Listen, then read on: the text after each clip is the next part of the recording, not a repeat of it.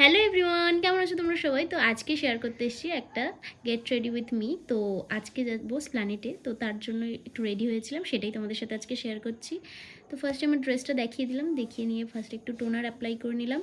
আর যেহেতু এখন winter season পড়ছে, সেহেতু একটা ওয়াটার বেস ময়শ্চারাইজার অ্যাপ্লাই করছি এখানে। কী ময়শ্চারাইজার অ্যাপ্লাই করছি যদি জানতে চাও তো কমেন্ট করতে পারো, জানিয়ে দেবো। তারপরে সানস্ক্রিন, যেটা ছাড়া তো বাইরে বেরোনোই যাবে না।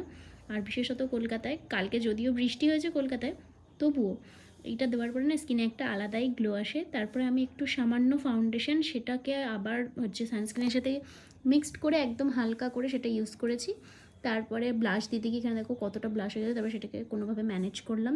আর এখন জুগাড়ু মেকআপ এখন হচ্ছে, মানে পুরো প্রসেস হচ্ছে না, এটা জুগাড়ু মেকআপ, যত তাড়াতাড়ি করা যায়, কারণ সকালবেলা ট্রেন ধরে যেতে হবে।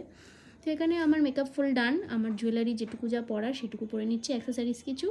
আর এই চেনটা খুব সুন্দর, এই জামাটার সাথে সুন্দর ম্যাচ করে গিয়েছে, আমার খুব ভালো লাগছিলো সেই জন্য। আর মেকআপটা আজকে খুব সুন্দর হয়েছিল।